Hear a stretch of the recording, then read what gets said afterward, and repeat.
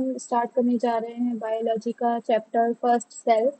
और आपको पता है ये कि एसएससी रेलवेज और जो भी अदर कॉम्पिटिटिव एग्जाम है सबके लिए बहुत ज़्यादा इंपॉर्टेंट होता है बायोलॉजी का सेक्शन। तो हम आज पहला ही चैप्टर करेंगे सेल्स का, और ये वन शॉट वीडियो रहने वाली है जिसमें हम बिगिनर से लेकर एडवांस लेवल तक जितने भी हमारे क्वेश्चंस बनते हैं सेल्स के रिगार्डिंग वो हम कवर करेंगे, प्लस इसके थ्योरी भी समझ के चलेंगे। तो स्टार्ट करते हैं आगे बढ़कर। तो सेल्स में अभी हम टेबल ऑफ कंटेंट अगर हम देखें तो हम आज पढ़ेंगे इसमें सेल्स क्या होते हैं, सेल्स के टाइप्स वगैरह हम पढ़ने वाले हैं, structure, basic function, protein synthesis and all हम इसमें आज कवर करेंगे। तो स्टार्ट करते हैं सबसे पहली और मेन पॉइंट से, सेल की डेफिनेशन। सेल क्या होता है? सबसे पहले हम एक चीज देखेंगे कि सेल की स्टडी क्या होती है। तो स्टडी ऑफ सेल होती है हमारी साइटोलॉजी। ये एग्जाम्स में पूछा जा चुका है, रेलवे ने भी कई बार पूछा है, इवन एसएससी में भी पूछा जाता है। सेल की स्टडी साइटोलॉजी होती है। Basic and fundamental unit of life है सेल हमारा। एज वी नो के क्या है सेल? हमारी जीवन की मूलभूत इकाई है जिसको हम कोशिका हिंदी में कहते हैं। ठीक है, तो वीडियो बहुत इंपॉर्टेंट है और सेशन बायलिंगुअल ही होगा, तो पूरा लास्ट तक देखना है आपको। बेसिक होती है, फंडामेंटल यूनिट है हमारी लाइफ की, और हाईली ऑर्गेनाइज्ड है कि एक्टिविटी हमारे जो भी वाइटल फंक्शंस है बॉडी के वो सब ये करता है, उसको पूरा करता है। हमारे जितने भी ज़रूरी काम होते हैं पूरी बॉडी में वो सब सेल्स ही करता है। ठीक है, क्योंकि हमारी बॉडी ही सेल्स से बनी हुई है पूरी। अब आगे देखेंगे तो डिस्कवरी ऑफ सेल पे चलेंगे कि सेल की डिस्कवरी किसने की है। ये बहुत इंपॉर्टेंट है एग्जाम के पॉइंट ऑफ व्यू से। तो सबसे पहले जो सेल डिस्कवर करा था, the cell was discovered by Robert Hooke. सबसे पहले सेल रॉबर्ट हुक ने डिस्कवर करा था 1665 में। जो याद रखनी है चीज़ वो ये है कि ये एक मृत कोशिका थी, यानी डेड सेल जो है रॉबर्ट हुक ने डिस्कवर करा था। उन्होंने ये सेल किस में खोजा था? तो ये कॉर्क के स्लाइस में खोजा था। कॉर्क थी, उसका स्लाइस था, उन्होंने अपने एक माइक्रोस्कोप में लगाया, उसको देखा और क्या पाया कि उसके अंदर स्मॉल स्मॉल क्या बने हैं, रूम्स बने हैं, कंपार्टमेंट्स बने हैं। तो इसी वजह से उन्होंने इसको नाम क्या दे दिया? सेल दे दिया। कंपार्टमेंट स्ट्रक्चर था इस तरह से, जब उन्होंने अपने माइक्रोस्कोप में देखा तो इस तरह से स्मॉल स्ट्रक्चर्स का रूम्स टाइप बने हुए थे, तो उन्होंने उसको क्या नाम दे दिया? सेल का नाम दे दिया। ठीक है, इसके बाद हम आगे बढ़ेंगे। सेल की कुछ डेवलपमेंटल थ्योरीज हैं जो बहुत इंपॉर्टेंट होती हैं, एग्जाम्स में कई बार पूछते हैं एग्जामिनर्स। तो सबसे पहले आती है हमारी शेल्डन और श्योन की थ्योरी। तो शेल्डन जो थे वो थे बोटेनिस्ट, उन्होंने प्लांट्स पे वर्क किया और उनका क्या कहना था कि प्लांट्स जो हैं सेल्स से बने हैं। इसी तरह से शिवान जो थे वो थे जियोलॉजिस्ट, और उनका कहना था कि जितने भी एनिमल्स हैं वो किससे बने हैं? वो भी सेल्स से बने हैं। तो दोनों की आसपास ही आई थी और इसलिए दोनों का नाम दिया जाता है शेल्डन और शिवान की थ्योरी कि जो भी प्लांट और एनिमल हैं वो सेल से बने हैं, यानी कोशिकाओं से ही बने हैं। रुडोल्फ वर्शो की अगर हम बात करते हैं, ये एक अलग थ्योरी है। रुडोल्फ वर्शो का कहना था कि जो भी सेल्स हैं वो हमारे बॉडी में प्री एग्जिस्टिंग सेल्स जो हैं उनसे ही अराइज हुए हैं, यानी हमारे बॉडी में मौजूद पहले से जो कोशिकाएं हैं उनसे ही जो है दूसरी कोशिकाएं जन्म लेती हैं, पहले से ही मौजूद कोशिकाओं से। तो इस थ्योरी को हम ओमनी सेलुला और ई सेलुला भी बोलते हैं। क्या नाम दिया गया है इसको? ओमनी सेलुला, ई सेलुला। और ये 1855 के अराउंड आई थी। तो क्वेश्चन में एग्जामिनर्स वो एग्जाम्स में क्वेश्चन आता है कि ओमनी सेलुला ई सेलुला थ्योरी, तो वो रिडोल्फ वर्शो की है।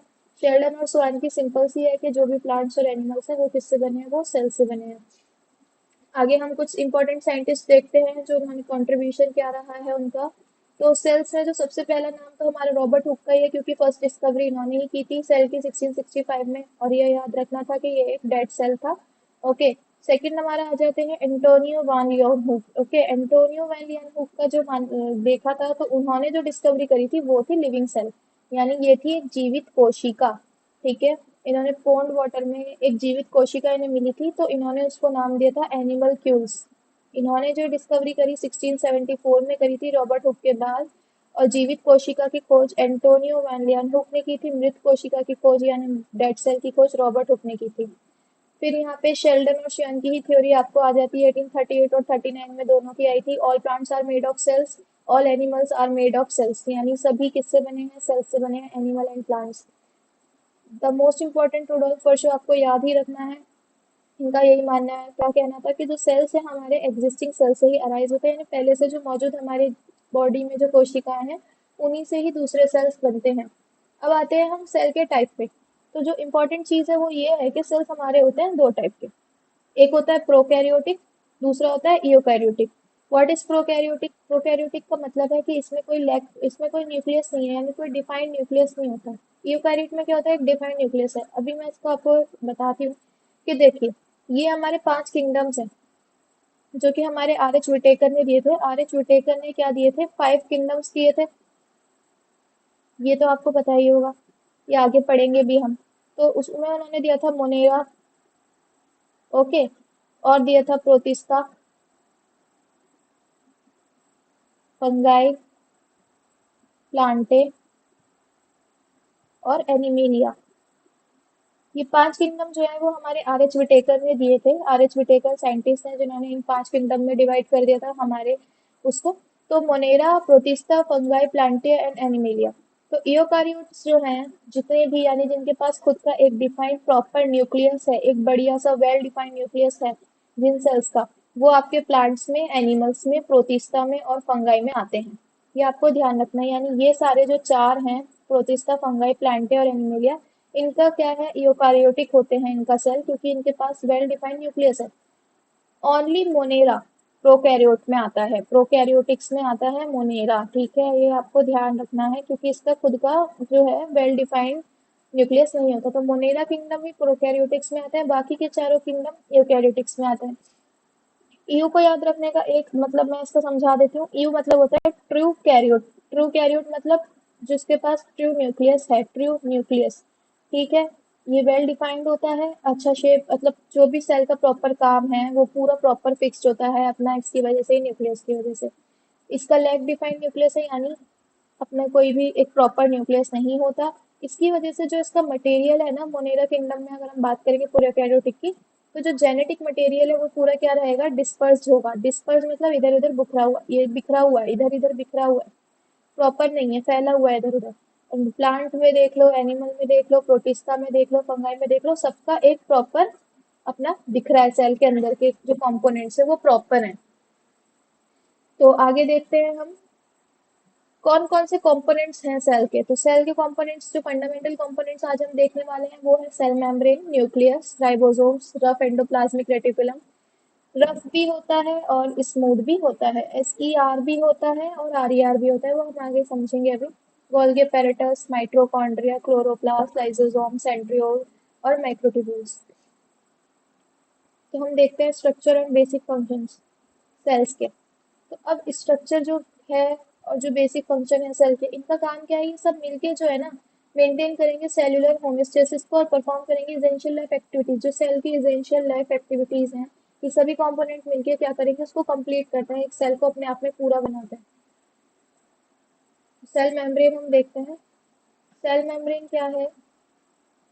सेल मेम्ब्रेन यानी एक सेल है, इसके आउटर लेयर, ठीक है, जो बाहर की परत, बाहर की बाउंड्री है, ये क्या हो गई, ये हो गई हमारी सेल मेम्ब्रेन, ठीक है, इसको बोलेंगे सेल मेम्ब्रेन। तो ये जो है ना सराउंडिंग में होती है, सेल्स के बाहर की साइड जो होती है एक सेलेक्टिव बैरियर की तरह काम करती है। सेलेक्टिव बैरियर क्यों करती है भाई? क्योंकि इसकी मर्जी होगी तो ये सेल के जो अंदर का मटेरियल उसे बाहर जाने देगा, इसकी मर्जी होगी तो कोई बाहर की चीज अंदर आने देगा, ठीक है। यानी बाहर इंटीरियर में और उसके एक्सटीरियर में एक बैरियर है, एक बीच में एक बाउंड्री, एक बॉडीगार्ड की तरह ये रहती है, जो कि सेल के अंदर की चीजें जो बाहर जरूरी है उसे जाने देगा और बाकी की चीजें अंदर आने देगा। और बाकी का जो भी सेल के अंदर का जो भी मटेरियल होता है, सेल मेम्ब्रेन उसे होल्ड करके रखता है, यानी उसको मतलब रोक के रखा हुआ है, इसने अपने अंदर में समेट के रखा हुआ है। Its primary role lies in regulating the passage of the substances. जो भी सब्सटेंसेस हैं उनका जो रास्ता देना है उसको रेगुलेट करना सेल मेम्ब्रेन का ही काम है, जैसा मैंने अभी आपको समझाया। उसमें न्यूट्रिएंट्स हो या वेस्ट मटेरियल हो, ये सब देखेगी कि किसको आपको रोकना है, किसको आपको बाहर भेजना है, तो ये सब सेल मेम्ब्रेन करती है। Within its specialised protein play a crucial role. अब सेल मेम्ब्रेन में एक स्पेशलाइज्ड प्रोटीन होता है जो कि बहुत इंपॉर्टेंट रोल प्ले करता है सेलुलर कम्युनिकेशन में और मॉलिक्यूलर ट्रांसपोर्ट में। यानी ये जो मॉलिक्यूल्स का जो आना जाना है उसके अंदर और जो सेल का कम्युनिकेशन होगा उसमें जो है cell membrane important role play करता है। अब सेल मेम्ब्रेन, अब हम बात करते हैं, एक होती है सेल वॉल। सेल मेम्ब्रेन अलग है, सेल वॉल अलग है। सेल वॉल जो होती है ना इसके भी बाहर हो जाती है, सेल मेम्ब्रेन की भी एक आउटर लेयर हो गई, यहाँ दिखाती हूँ कलर चेंज करके। यानी सेल मेम्ब्रेन की भी एक आउटर लेयर हो गई, वो हो गई सेल वॉल। अब ये जो सेल वॉल है ना, ये सिर्फ और सिर्फ किस में पाई जाती है, तो ये प्लांट्स के सेल में पाई जाती है, एनिमल्स के सेल्स में ये नहीं पाई जाती। ये हमें ध्यान रखना है, क्योंकि प्लांट को क्या चाहिए, प्लांट को चाहिए हमें एक्स्ट्रा प्रोटेक्शन, ठीक है, एनिमल्स को उतना नहीं चाहिए, प्लांट्स को ये होता है एक्स्ट्रा प्रोटेक्शन। तो एक्स्ट्रा बाहर वाली लेयर जो गई वो हुई सेल वॉल, जो कि हमारी जो है सिर्फ और सिर्फ किस में पाई जाती है, हमारे प्लांट्स में ही पाई जाती है। एनिमल्स में सेल वॉल एब्सेंट होती है, तो सेल वॉल एनिमल में नहीं होती, ओनली इन प्लांट्स में ही ये पाई जाती है। तो हमें ये ध्यान रखना है, एनिमल्स में सीधा होती है सेल मेम्ब्रेन से स्टार्टिंग, और प्लांट्स में होती है स्टार्टिंग हमारी किससे, सेल वॉल से। तो ये चीज हमें ध्यान रखने की है। एब्सेंट होती है cell wall, absent in animals. तो ये भी क्वेश्चन बनता है आपका, सेल वॉल किस में होती है, सेल वॉल प्लांट्स में ही होती है। तो ये हम सेल मेम्ब्रेन का हमने देख ही लिया है। फिर सेल मेम्ब्रेन अपना काम करेगी, सेल वॉल उससे भी ज्यादा प्रोटेक्शन दे देगी प्लांट्स को। नेक्स्ट हम देखते हैं आगे, सेल न्यूक्लियस के बारे में पढ़ेंगे। कि जो कि हमने अभी देखा था कि जो यूकैरियोटिक सेल्स होते हैं उनका खुद का एक वेल डिफाइंड न्यूक्लियस होता है, वेल डिफाइंड न्यूक्लियस होता है यानी एक अच्छा सा पूरा प्रॉपर न्यूक्लियस होगा। तो इसलिए हम न्यूक्लियस जो है वो यूकैरियोटिक्स में ही पढ़ेंगे, यूकैरियोटिक सेल्स में ही पढ़ेंगे। अब इस न्यूक्लियस का काम क्या है, ये हाउस ऑफ डीएनए है, यानी जितना भी हमारा जेनेटिक मटेरियल, हेरिडिटरी मटेरियल जो जीन्स होते हैं पेरेंट्स से बच्चों में जाते हैं, वो सब कौन कर रहा है, आपका ये न्यूक्लियस कर रहा है। ठीक है, इस न्यूक्लियस के अंदर ही है, जो कि यूकैरियोटिक सेल्स में होते हैं। प्राइमरी फंक्शन क्या है, स्टोर करना, सेफ गार्ड करना जेनेटिक इन्फॉर्मेशन को। तो न्यूक्लियस का काम ही क्या है, जो भी ये न्यूक्लियस हमारा दिया हुआ है, इस न्यूक्लियस का काम यही है कि जो भी हमारा हेरिडिटरी मटेरियल है या फिर जेनेटिक मटेरियल है, इसको क्या करके रखना, कंट्रोल करना और सेफ गार्ड करना।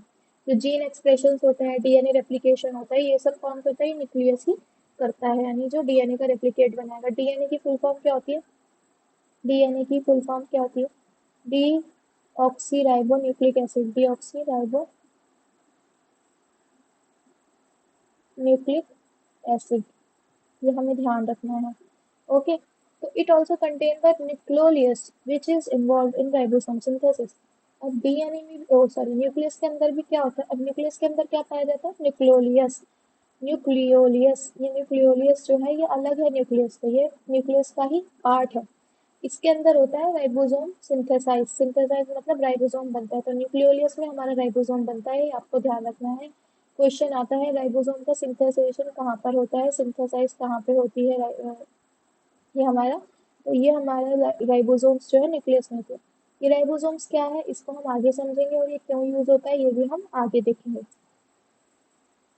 अब हम आ जाते हैं साइटोप्लाज्म में। साइटोप्लाज्म क्या है, अब आप ये देखो, ये सेल है, ये सेल की बाहर की सेल मेम्ब्रेन है। अंदर हमारा जो बाकी का जो भी बाकी के मटेरियल कंपोनेंट्स वगैरह जो भी थे वो सब हमारे सेल्स के ये अंदर अंदर हैं। ये सब सेल्स के अंदर के मटेरियल से जो ऑर्गेनल्स होते हैं ये सब है। अब बीच वाला हिस्सा जो है ना, ये बीच में, ये पूरा सेल फिल हुआ हुआ है, भरा हुआ है, किस चीज से भरा हुआ है, सेल भरा हुआ है जेल लाइक मैट्रिक्स से, यानी जेल की तरह एक स्ट्रक्चर, एक मैट्रिक्स है, जिसमें क्या है, लिक्विड फॉर्म में ही समझ लो, वाटर है, सॉल्ट है, प्रोटीन है, और बाकी के मॉलिक्यूल्स हैं। ये साइटोप्लाज्म कहला रहा है। बीच बीच में जो भी सरफेस है ये लाइट ग्रीन कलर का, ये सब ये क्या है, ये साइटोप्लाज्म है। अब ये क्या कर रहा है, ये सेल मेम्ब्रेन के अंदर है, ये देखो ये सेल है, सेल मेम्ब्रेन है, इसके तो अंदर है। और न्यूक्लियस होता है हमारा, न्यूक्लियस न्यूक्लियस के बाहर है। यानी न्यूक्लियस और सेल मेम्ब्रेन के बीच में जो भी इंट्रासेल्युलर स्पेस है, यानी सेल के अंदर की जो भी खाली जगह है, वो सब क्या है, वो सब साइटोप्लाज्म में है। ये हमें ध्यान रखना है, पूछा जाता है intracellular space between the cell membrane and the nucleus, वो किससे कवर रहता है हमारा, किससे भरा हुआ होता है, तो वो हमारा साइटोप्लाज्म से भरा हुआ होता है। ये जेली की तरह होता है, लिक्विड फॉर्म में थोड़ा, इसमें हमारा वाटर, सॉल्ट और प्रोटीन होता है। इसका काम है क्या, बायोकेमिकल रिएक्शंस को करना, एनर्जी का प्रोडक्शन, और भी जो बाकी के जो सब्सटेंस है, अभी ये सब्सटेंस हो गया आपका माइटोकॉन्ड्रिया, जो भी है बाकी के राइबोसोम्स वगैरह, ये सब जो है इस साइटोप्लाज्म में क्या करे हुए हैं, मतलब बैठे हुए हैं इस तरह से, ये इनको ट्रांसपोर्ट भी करेगा, इसके अंदर ये बह रहे हैं, मतलब समझो एक जगह पर इसके अंदर ही बसे हुए हैं। इसेंशियल होता है सेलुलर मेटाबॉलिज्म के लिए, और प्रोवाइड करता है सेल को एक सपोर्ट। ठीक है, एक स्ट्रक्चरल सपोर्ट जो है सेल को, वो साइटोप्लाज्म ही देता है। आगे बढ़ते हैं, अब हम देखेंगे प्रोटीन सिंथेसिस। हमने पढ़ा था प्रोटीन सिंथेसिस, और हम देखेंगे प्रोटीन सिंथेसिस। ये सेल को प्रोटीन चाहिए, हमने पढ़ा था सेल मेम्ब्रेन में भी एक प्रोटीन होता है। ठीक है, तो प्रोटीन का उसका पहला मेन काम क्या है, building and repairing cellular structure. Protein क्यों जरूरी है, बिल्डिंग करना है सेल को, रिपेयर करना है उसको, उसको रेगुलेट करना है।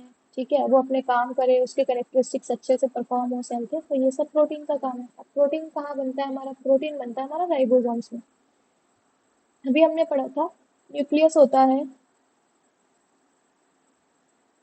न्यूक्लियस के अंदर क्या होता है, न्यूक्लियोलस, जहाँ पे राइबोसोम सिंथेसाइज हो रहा है। ठीक है, अब ये राइबोसोम्स क्या बना रहे हैं, ये राइबोसोम्स हमारे बना रहे हैं क्या, प्रोटीन। ये हमें ध्यान रखना है। तो प्रोटीन जो बन रहा है सेल का, वो कहाँ बन रहा है, राइबोसोम्स से बन रहा है। और राइबोसोम्स का सिंथेसाइजेशन कहाँ पे होता है, न्यूक्लियस में होता है।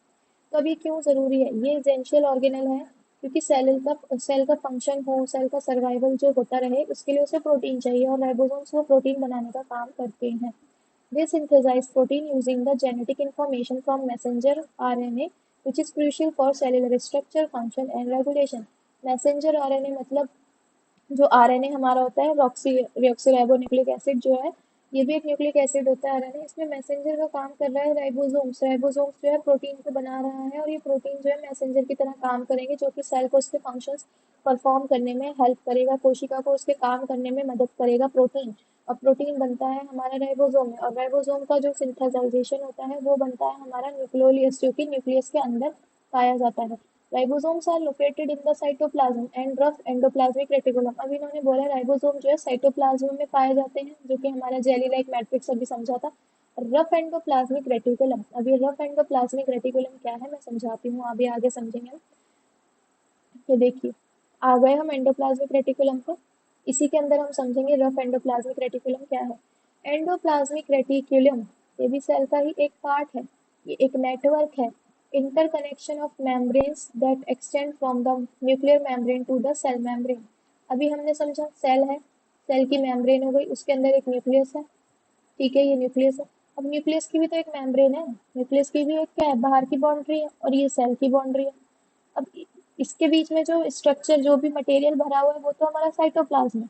लेकिन अब इसके बीच में जो इंटरकनेक्टेड मेम्ब्रेन्स जा रही हैं यहाँ से यहाँ तक जो जा रही हैं, वो हमारी है endoplasmic reticulum. Okay, endoplasmic reticulum है जो न्यूक्लियर मेम्ब्रेन से सेल मेम्ब्रेन के बीच में इंटरकनेक्टेड मेम्ब्रेन्स हैं। इनका काम, फंडामेंटल रोल यही है कि ये ट्रांसपोर्ट करेंगे और प्रोसेस करेंगे distribution of protein and lipids. जो भी सेल के अंदर लिपिड्स होगा और प्रोटीन को डिस्ट्रीब्यूट करना है, इधर उधर ट्रांसपोर्ट करना है, इधर उधर भेजना है, ये सब काम कौन कर रहा है, प्रोसेस कौन कर रहा है उसको, एंडोप्लाज्मिक रेटिकुलम ही कर रहा है। इसको हम बोलते हैं शॉर्ट फॉर्म में ER, एंडोप्लाज्मिक रेटिकुलम। अब इसके होते हैं दो टाइप्स, RER होता है एक, तो RER यानी rough endoplasmic reticulum, smooth endoplasmic reticulum यानी SER। अब रफ एंडोप्लाज्मिक रेटिकुलम क्या है, rough endoplasmic reticulum is studded with ribosomes. Studded मतलब, अब आप ये देखो, ये देखिए ये एंडोप्लाज्मिक रेटिकुलम जा रहा है, ठीक है। अब आप यहाँ देखो, ये इसके ऊपर ना बहुत उबड़ खाबड़ रफ रफ रफ रफ सा एक स्ट्रक्चर है, स्टड हुआ है, यानी पूरा इसी से भरा हुआ है, लाइट ग्रीन कलर में जो है, ये रफ एंडोप्लाज्मिक रेटिकुलम है। ठीक है, क्योंकि ये रफली सा दिख रहा है हमें, और इसमें होते हैं, यही क्या होते हैं, यही होते हैं हमारे राइबोसोम्स। यही क्या होते हैं, यही राइबोसोम्स होते हैं। रफ एंडोप्लाज्मिक रेटिकुलम से आपको क्या याद रखना है, राइबोसोम्स। RER मतलब राइबोसोम्स, हमें ये समझ के चलना है, आर से रफ, आर से राइबोसोम्स। स्मूथ देखो, स्मूथ ये डार्क ग्रीन कलर में, ये स्मूथ है बिल्कुल, सीधे सीधे, इसमें कोई रफ सरफेस ही नहीं दिख रहा, बिल्कुल स्मूथली जा रहा है। ये क्या होते हैं हमारे, ये स्मूथ वाले, इनको हम बोलते हैं SER यानी स्मूथ एंडोप्लाज्मिक रेटिकुलम। इसमें क्या बन रहा है, इसमें बन रहा है हमारा लिपिड्स, कार्बोहाइड्रेट्स प्रोसेस हो रहा है, ये लिपिड्स प्रोसेस कर रहा है, कार्बोहाइड्रेट्स प्रोसेस कर रहा है। स्मूथ वाले हमारे करें lipid synthesise, carbohydrate metabolism, detoxification, ये सब इसके लिए स्पेशलाइज है स्मूथ वाला। और रफ वाला किसके लिए है, वो हमारा राइबोसोम्स के लिए है, जो कि राइबोसोम्स हमारा प्रोटीन के मॉडिफिकेशन में और सिंथेसाइजेशन में इन्वॉल्व होता है, हमने अभी समझा था। तो राइबोसोम्स वही है जो हमने अभी पढ़ा था। ठीक है, ये राइबोसोम्स वही राइबोसोम्स। तो आई होप आपको ये एंडोप्लाज्मिक रेटिकुलम समझ में आ गया होगा। अब हम आगे बढ़ेंगे, गोल्गी apparatus। गोल्गी apparatus क्या है, अब जो हम ER में, जो हमारा जो RER और SER था, उसमें जो हमारे प्रोटीन और लिपिड्स बने, अब उनका पैकेजिंग भी करना है, उनको डिस्पैच भी करना है, ठीक है। वो काम करता है हमारा गोल्गी apparatus। गोल्गी apparatus को हम बोलते हैं पोस्ट ऑफिस। पोस्ट ऑफिस इसलिए क्योंकि ये जो है ना, RER और SER में जो प्रोटीन्स और लिपिड बने हैं, ये उनको क्या करता है, ये उनको पैकेजिंग और डिस्पैच करता है, यानी सेल का पोस्ट ऑफिस बोला जाता है। क्वेश्चन इससे बनता है कि which is called the post office of the cell, तो वो आता है हमारा गोल्गी apparatus। क्यों, प्रोसेस करता है, पैकेजिंग करता है प्रोटीन की, लिपिड की, जो कि एंडोप्लाज्मिक रेटिकुलम में बनी थी। ठीक है, It synthesizes carbohydrates and lipid proteins is essential for maintaining the cell and internal balance. Cell के इंटरनल बैलेंस को मेंटेन करना है, फैसिलिटेट करना है कम्युनिकेशन को सेल के बाहर से, तो वो सब का काम गोल्गी apparatus कर रहा है। गोल्गी apparatus समझ में आ गया आपको? ये गोल्गी apparatus का फिगर है, तो इसलिए हम इसको पोस्ट ऑफिस भी बोलते हैं। Compose of a series of flattened sex called cisternae. ये किससे बना हुआ है? फ्लैटेंड सेक्स से। फ्लैटेंड सेक्स यानी बोरी जैसे स्ट्रक्चर है, बिल्कुल पिचके हुए से इस तरह से चपटे चपटे ये जो बने हुए हैं ना स्ट्रक्चर, आप ये देखिए लाइट ग्रीन कलर में इस तरह से बने हुए हैं। ये हमारे क्या कहलाते हैं? ये हमारे कहलाते हैं सिस्टर्ने। ये सिस्टर्ने वर्क करते हैं एज अ शिपिंग सेंटर। जैसे हम कोई ऑर्डर करते हैं, शिपिंग करनी होती है, वहाँ पे पैकेजिंग होगी, वहाँ से डिस्पैच होगा, सेम उसी तरह से शिपिंग सेंटर सिस्टर्न में क्या होगा? लिपिड्स और प्रोटीन्स जो कि एंडोप्लाज्मिक रेटिकुलम में बने थे, वो यहाँ से डिस्पैच और यहाँ से पैकेजिंग होगी उनकी, और बाद में वो ट्रांसपोर्ट कर दिए जाएंगे बाकी के सेल्स के पार्ट्स को। ठीक है, तो ये हमारा हो गया Golgi apparatus, that's why it is called shipping centre of the cell और the post office of the cell. आगे बढ़ते हैं। अब हम देखेंगे एनर्जी सप्लाई में कौन से ऑर्गेनल, कौन से कंपोनेंट यूज होते हैं। तो एनर्जी सप्लाई क्यों जरूरी है सेल को? To carry out vital function in necessary metabolic process. अब मेटाबॉलिज्म का प्रोसेस उसे करना है, अपना प्रॉपर फंक्शन करना है, तो उसको भाई रेस्पिरेशन भी करना पड़ेगा, उसके लिए जरूरी है एनर्जी। अब माइट्रोकॉन्ड्रिया आ गया हमारा। माइट्रोकॉन्ड्रिया ही एक ऐसा इंपॉर्टेंट है जो कि पावर बनाता है, इसलिए इसको बोलते हैं power house of the cell. ये भी पूछा जाता है। फिर power house of the cell क्या है? माइट्रोकॉन्ड्रिया है। क्योंकि हमारे जो यूकारियोटिक एनिमल्स हो या फिर प्लांट सेल हो, उसमें जो है प्राइमरी फंक्शन क्या है? एनर्जी को जनरेट करना। इसका प्राइमरी काम ही है एनर्जी जनरेट करना थ्रू द सेलुलर रेस्पिरेशन। जो सेल्स का रेस्पिरेशन होता है, एटीपी बनता है। एटीपी यानी एडेनोसाइज फोस्फेट होता है। एटीपी का प्रोडक्शन ही करता है और हमारा क्या बना देता है? एनर्जी बना देता है। जैसे एनर्जी बनती है हमारे घरों में, बिजली की एनर्जी होती है, उसको पावर हाउस में बनती है, इसी तरह से माइट्रोकॉन्ड्रिया में भी एनर्जी बनती है। अब जिस तरह से हमारे घरों में जो बिजली होती है वो अलग अलग फंक्शंस में काम आती है, सेम उसी तरह से माइट्रोकॉन्ड्रिया से बनने वाली एनर्जी अलग अलग ऑर्गेनल्स के फंक्शंस में काम में आएगी सेल के अंदर। तो mitochondria allow the organisation of various stages of the respiratory chain, making it crucial for cellular function and survival. तो सेल के सर्वाइवल के लिए, उसके फंक्शन के लिए जो है माइट्रोकॉन्ड्रिया जो है बहुत ज़्यादा इंपॉर्टेंट है, क्योंकि ये एनर्जी को हमारी बना रहा है, तो इसलिए ये क्रूशियल है, इसलिए इसको बोला जाता है power house of the cell. ये हमें याद रखना है। जैसे कि post office of the cell बोला जाता है गोल्गी apparatus को, और power house of the cell बोला जाता है माइट्रोकॉन्ड्रिया को। सेम न्यूक्लियस को भी बोला जाता है brain of the cell. Nucleus में क्या है? जेनेटिक मटेरियल है, डीएनए है, ये सब पूरा काम ही जो है न्यूक्लियस से चल रहा है, तो इसलिए brain of the cell nucleus को बोला जाता है। ठीक है, तो ये भी याद रखना है आपको। ये सब एग्जाम के पॉइंट ऑफ व्यू से इंपॉर्टेंट है। अब हम बात करते हैं क्लोरोप्लास्ट। तो क्लोरोप्लास्ट वैसे तो प्लांट सेल में होता है, ठीक है, प्लांट सेल में ही होता है क्लोरोप्लास्ट, एनिमल सेल में क्लोरोप्लास्ट नहीं होता, लेकिन ये भी एनर्जी का काम करता है, इसलिए ये इस सेक्शन में आया है। तो exclusive to plant cell and photosynthesis organism. As we know कि प्लांट को खाना बनाने के लिए फोटोसिंथेसिस करना पड़ता है, और वो फोटोसिंथेसिस में क्या होता है कि सोलर एनर्जी को वो केमिकल एनर्जी में चेंज कर देते हैं। ठीक है ना, सोलर एनर्जी लेके केमिकल में चेंज करेंगे, जिसमें कि वो ग्लूकोज बना देंगे, और क्या बना देंगे? ऑक्सीजन बना देंगे। तो ग्लूकोज अदर ऑर्गेनिक कंपाउंड वगैरह वो बनाते हैं। तो कार्बन डाइऑक्साइड लेते हैं बाहर के एनवायरनमेंट से, वाटर लेते हैं, सोलर एनर्जी लेते हैं, और ऑक्सीजन को एज अ प्रोडक्ट वो रिलीज कर देते हैं। तो उसके अंदर जो हेल्प कर रहा है ना प्लांट के अंदर, वो फोटोसिंथेसिस में वो कर रहा है क्लोरोप्लास्ट। क्लोरोप्लास्ट क्या है? एक पिगमेंट भी देता है प्लांट को। पिगमेंट क्या देता है? ये ग्रीन कलर का पिगमेंट देता है। कौन से कलर का पिगमेंट देता है? ग्रीन कलर का, पौधों को रंग देता है, जिसकी वजह से क्लोरोप्लास्ट से क्या होता है? फोटोसिंथेसिस का प्रोसेस होता है, जिससे हम खाना बनाते हैं, ये पौधे अपना सूरज की रोशनी का यूज करके। और आपको पता ही है कि फिर ये पौधे खाना बनाते हैं और ऑक्सीजन को छोड़ते हैं, तो ये ऑक्सीजन जो हमारे प्लेनेट के सर्वाइवल के लिए, हमारे प्लेनेट को बनाए रखने के लिए जरूरी है, तो ये ऑक्सीजन के लिए रिस्पॉन्सिबल ये क्लोरोप्लास्ट है, और ये पौधे ही होते हैं।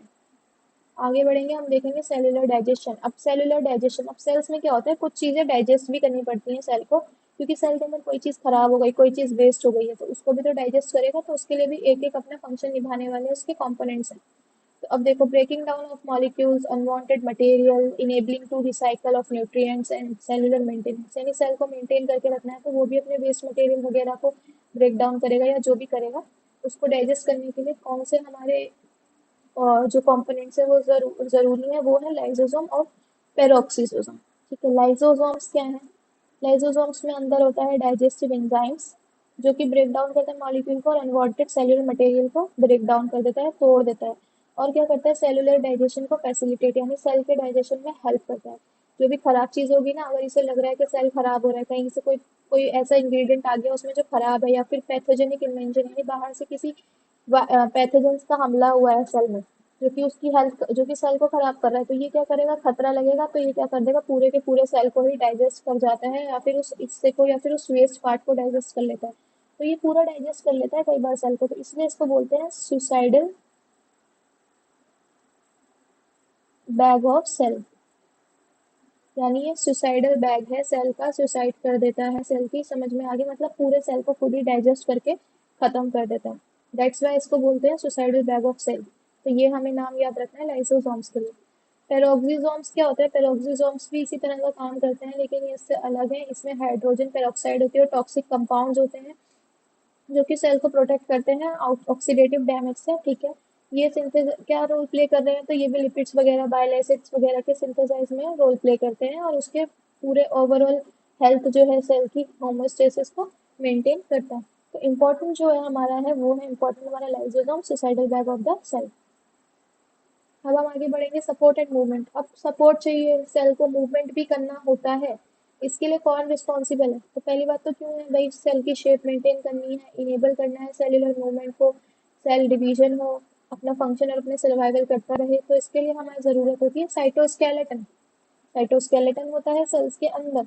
It is composed of protein filament, microtubules, microfilament and intermediate filament के इनके नाम दे दिए साइटोस्केलेटन के। ये प्रोवाइड करता है सपोर्ट और मूवमेंट देता है यूकैरियोटिक सेल को। जैसे हमारी बॉडी को, ह्यूमन बॉडी को स्केलेटन ढांचा जो होता है, हड्डियों का कंकाल, वो सपोर्ट करता है, सेम उसी तरह से साइटोस्केलेटन जो है प्लांट को सपोर्ट करता है। ओके। तो it is specific, it's specific function is to encompass stability, cell को स्टेबल बना के रखना है, उसके अंदर इंट्रासेल्युलर ट्रांसपोर्ट, जो भी सेल के अंदर ट्रांसपोर्ट होगा ना, जो भी सब्सटेंसेस का, वो ये देखेगा। ठीक है। सेल को शेप देगा, और एक रोल प्ले करता है उसके डिवीजन में, उसके माइग्रेशन में, या फिर कम्युनिकेशन में। ये भी अपना एक बहुत इंपॉर्टेंट और मेजर रोल प्ले करता है। तो दैट्स वाई साइटोस्केलेटन मतलब सपोर्ट प्रोवाइड कर रहा है। आप इससे समझ जाओ, एक पूरा रेगुलेट कर रहा है, एक शेप प्रोवाइड कर रहा है सेल को। ठीक है। इससे ही स्टेबिलिटी मिलेगी। अब अगर आ जाते हैं हम फ्लैगेला एंड सीलिया। फ्लैगेला एंड सीलिया क्या है? ये देखिए, ये स्ट्रक्चर है, ये होता है फ्लैगेला। ये पूंछ जैसा है, ये फ्लैगेला है। और जो हेयर लाइक स्ट्रक्चर आप देख रहे हो ना इधर, ये ये सारे जो हेयर जैसे स्ट्रक्चर हैं, ये होते हैं हमारे सीलिया। अब फ्लैगेला और सीलिया ये सब क्या करें? मूवमेंट के लिए इसको हेल्प करेंगे, लोकोमोशन में हेल्प करते हैं। सेल के अंदर जो सब्सटेंसेस होते हैं, अदर सेल्स को पूरा जो मूवमेंट करना है, वो उनमें जो है हेल्प कौन करेगा? वो फ्लैगेला और सीलिया ही करेगा। तो specialize structure for movement, they are elongated and enable locomotion in liquid environment. ठीक है। क्योंकि हमारा साइटोप्लाज्म क्या है? सेल के अंदर का है, और वो क्या होता है? लिक्विड में होता है, अभी हमने समझा था। तो उस लिक्विड एनवायरनमेंट में उसे लोकोमोशन कौन करवाएगा? ये करवाएगा फ्लैगेला और सीलिया।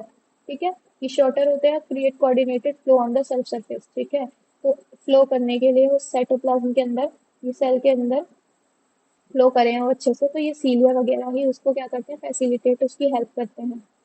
तो 9+2 का पैटर्न अगर हम देखें, तो ये स्पर्म मोटिलिटी के लिए जरूरी है। स्पर्म मोटिलिटी मतलब क्या होता है? आपने देखा है ना, स्पर्म स्पर्म ऐसे ऐसे भागते हुए दिखते हैं आपको, माइक्रोस्कोप में आप देखोगे तो स्पर्म भाग रहे होते हैं। तो वो क्या है? वो मोटिलिटी मिल रही है उनको, वो एक जगह से दूसरी जगह ट्रेवल कर रहे हैं, भाग रहे हैं तेज तेज। वो लोकोमोशन, वो सब किससे मिल रहा है? इन माइक्रोट्यूब्यूल्स की हेल्प से ही मिल रहा है, जो कि फ्लैगेला और सीलिया से उन्हें मिलता है। ये स्पर्म है, देख रहे हैं ना, ये फ्लैगेला इसकी टेल है, इसकी वजह से ही ये लोकोमोशन कर पाएगा, आगे बढ़ पाएगा। अब हमारा आ जाता है स्टोरेज एंड ट्रांसपोर्टेशन। अब सेल के अंदर होता है स्टोर करने का काम और ट्रांसपोर्टेशन करने का काम। जिससे क्या होता है? मैनेज होता है न्यूट्रिशंस, एलिमिनेट होता है वेस्ट मटेरियल, और मेटाबॉलिक प्रोसेस भी चलता रहता है सेल का। तो ये कौन करता है? ये हमारा करता है वैक्यूल, वैक्यूल्स। यानी कि ये, अब हम इसमें एक चीज समझ लेते हैं कि वैक्यूल्स दोनों सेल में मिलते हैं। ठीक है। एनिमल में भी मिलता है और प्लांट में भी मिलता है, but most of the part जो है ना, वो प्लांट में ही होता है। यानी कम से कम 70 to 80% जो है, 70% जो एरिया कवर होता है, वो प्लांट का वैक्यूल्स कवर करके रखते हैं। ये प्लांट्स में यानी कि बहुत बड़े होते हैं, बिग साइज के होते हैं। हमें ध्यान क्या रखना है, बिग साइज होता है किसमें, प्लांट में। और एनिमल्स में इनका साइज क्या होता है, बहुत ही ज्यादा स्मॉल होता है, बहुत ही कम फंक्शन इनका रहता है, तो इनके साइज बहुत ज्यादा स्मॉल साइज होता है। तो ज्यादातर जो जरूरी है ये प्लांट के पॉइंट ऑफ व्यू से। मेम्ब्रेन बाउंड ऑर्गेनल होता है found in the plant cell and some animal cell. Mainly तो प्लांट सेल में पाए ही जाते हैं। मेम्ब्रेन बाउंड होता है पूरा, इसकी भी एक मेम्ब्रेन होती है, और एनिमल में भी पाए जाते हैं। दे स्टोर न्यूट्रिशन, इनका भी काम है न्यूट्रिशन स्टोर करना, वाटर वगैरह, आयंस वगैरह, वेस्ट मटेरियल वगैरह को रेगुलेट करना, टर्जर प्रेशर और ऑस्मोटिक बैलेंस वगैरह ये सब मेंटेन करते हैं। Vacuole can also be involve in the digestion of the substances and serve as a defence mechanism against predator and by containing toxic. जो डिफेंस मैकेनिज्म का काम है, बचाव करने का काम है, प्रोटेक्ट करने का काम है सेल को, ठीक है। जो बाहर से प्रेडेटर्स प्रेडेटर्स यानी जो बाहर से घुस रहे हैं, जो बाहर से हमला कर रहे हैं सेल पे, पैथोजेंस वगैरह, उनसे जो है क्या करेगा, सेल को प्रोटेक्ट करेगा। तो ये हमारा वैक्यूल्स है, ठीक है। तो हमारा आज के चैप्टर में, आज की वीडियो में हमने कंप्लीट कर लिया है हमारा। तो स्टोरेज और ट्रांसपोर्टेशन का हमने देख लिया है कि वो वैक्यूल्स करता है। फ्लैगेला, सीलिया और साइटोस्केलेटन क्या कर रहे हैं, मूवमेंट प्रोवाइड कर रहे हैं और सपोर्ट प्रोवाइड कर रहे हैं सेल को। लाइजोसोम और पेरोक्सिसोम्स, ये क्या है, सेल के डाइजेशन में, जो सेल की जो अनवांटेड मटेरियल है उसको डाइजेस्ट करने में हेल्प कर रहे हैं, सेल की हेल्थ को मेंटेन करता है। क्लोरोप्लास्ट और माइटोकॉन्ड्रिया पावर जनरेट करते हैं। क्लोरोप्लास्ट तो एनर्जी बना रहे हैं किसमें, प्लांट्स में, और माइटोकॉन्ड्रिया भी बना रहे हैं। माइटोकॉन्ड्रिया दोनों में ही होता है, प्लांट और एनिमल्स में। क्लोरोप्लास्ट आपका केमिकल एनर्जी में चेंज कर रहा है सोलर एनर्जी को, इसलिए यहाँ पे दिया गया है। और अगर आपसे पूछा जाए which is the power house of the cell, तो आपको यही लगाना है, माइटोकॉन्ड्रिया, ठीक है। न्यूक्लियस हमने अभी समझा ही था, न्यूक्लियस होता है ब्रेन ऑफ द सेल। ये एनर्जी वाले इसमें आ गया, ठीक है। अब हम बात करेंगे गोल्गी एपेरेटस और एंडोप्लाज्मिक रेटिकुलम और राइबोसोम्स। ये हमने समझ लिया था, endoplasmic reticulum, Golgi apparatus post office of the cell होता है, जो कि लिपिड्स और प्रोटीन को क्या कर रहा है, पैकेजिंग कर रहा है, डिस्पैच कर रहा है एंडोप्लाज्मिक रेटिकुलम से लेकर। और हमने ये भी देखा कि आर में राइबोसोम्स बनते हैं, यानी रफ वाले में राइबोसोम्स होते हैं और स्मूथ वाले में लिपिड्स वगैरह। और राइबोसोम्स का काम क्या है, आपका प्रोटीन जनरेट करना। और ये राइबोसोम्स हमने समझ लिया आर में है, लेकिन न्यूक्लियोलस के अंदर इनका सिंथेसाइजेशन होता है। साइटोप्लाज्म हमने समझ लिया, जेल की तरह एक स्ट्रक्चर है जो कि सेल में और न्यूक्लियस के बीच में भरा हुआ है। सेल मेम्ब्रेन से लेकर न्यूक्लियस तक ये फिल होता है, लिक्विड होता है, जो कि बाकी के जितने भी कंपोनेंट्स हैं उनको ट्रेवल करने में या उनके अंदर जो भी ट्रांसपोर्टेशन वगैरह सब करने में हेल्प करेगा, सेल को सपोर्ट देगा। और न्यूक्लियस, सेल न्यूक्लियस का हमने समझ लिया है कि वेल डिफाइंड न्यूक्लियस जो है यूकारियोट्स में ही होता है, प्रोकैरियोट्स में कुछ नहीं होता, सब डिस्पर्स्ड मटेरियल है, सब बिखरा रहता है। तो हमारे डीएनए हो गया, हमारा हेरिडिटरी मटेरियल जितना भी है वो सब हमारा किस में होगा, वो न्यूक्लियस में ही होगा। जो आइस का कलर है, हाइट वगैरह पेरेंट्स से बच्चों में आती है, वो सब न्यूक्लियस की हेल्प से आती है, क्योंकि न्यूक्लियस के अंदर हमारा सारा जीन्स का जेनेटिक मटेरियल है। और न्यूक्लियस के अंदर होता है न्यूक्लियोलियस, जैसे कि मैंने आपको बताया न्यूक्लियस है। मैं दूसरे कलर से आपको दिखा भी देती हूँ। ये न्यूक्लियस है ग्रीन कलर का, एक सेकंड। न्यूक्लियस है, न्यूक्लियस के अंदर हमारा क्या होगा, न्यूक्लियोलियस होगा, ओके। ये बाहर वाला न्यूक्लियस, अंदर वाला न्यूक्लियोलियस। और न्यूक्लियोलियस में हमारे राइबोसोम्स का सिंथेसाइजेशन होता है, यानी राइबोसोम्स बनते हैं, जो कि एंडोप्लाज्मिक रेटिकुलम वगैरह पे रफ वाले में होते हैं। सेल मेम्ब्रेन मैंने अभी आपको समझा ही दिया है। सेल वॉल का आपको डिफरेंस याद रखना है कि एब्सेंट होती है किसमें, एनिमल्स में सेल वॉल नहीं होती और प्लांट्स में ही सेल वॉल होती है, यानी एक्स्ट्रा प्रोटेक्शन का काम करती है, ठीक होती है, बस ये ध्यान रखना, ठीक है। बेसिक फंक्शन स्ट्रक्चर्स का काम मैंने आपको समझा दी, जो भी फंडामेंटल कंपोनेंट्स थे ये सब मैंने आपको इसमें समझा दिए हैं। और प्रोकैरियोट हमारे मोनेरा में ही होते हैं सिर्फ, यानी इसका कोई वेल डिफाइंड न्यूक्लियस होता नहीं है, जेनेटिक मटेरियल बिखरा रहता है। बाकी प्लांट, एनिमल, प्रोटिस्टा और फंगाई में हमारा वेल डिफाइंड न्यूक्लियस है। प्लांट में जो सेल वॉल होती है वो सेल्यूलोज की बनी है, ठीक है। एनिमल की सेल वॉल एक्सेप्शनल केस है, फ्लैगेला होता है वैसे तो, ठीक है, फ्लैगेला का हो सकता है वरना होती नहीं है। प्रोटिस्टा में डिफरेंट सेल वॉल होती हैं, अलग अलग टिश्यूज की होती हैं। और काइटिन की सेल वॉल फंगाई में होती है। सेल वॉल किसकी बनी होती है, काइटिन की बनी होती है, ये आपको समझना है। यहाँ और बाकी का तो आज हमने बेसिक जो भी सेल थ्योरी, सेल के जो भी आपका डेफिनेशन था, हमारे जो भी कंट्रीब्यूशन है साइंटिस्ट के इम्पोर्टेंट, वो आज हमने कवर कर लिया, सेल के कंपोनेंट्स कवर कर लिए। बेसिक हमारा सेल हो चुका है।